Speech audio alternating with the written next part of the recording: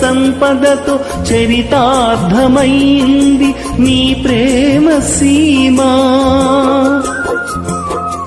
మేహేరు నామాల సాహిత్య సంపదతో చరితార్థమైంది నీ ప్రేమ సీమ.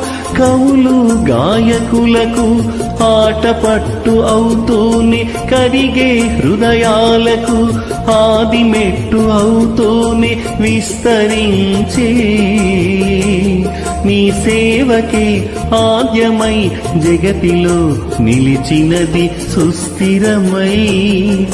ప్రగతిలో సాగినది పావురమై. పులకించిపోయాను ప్రేమ స్పర్శతో ప్రభూ.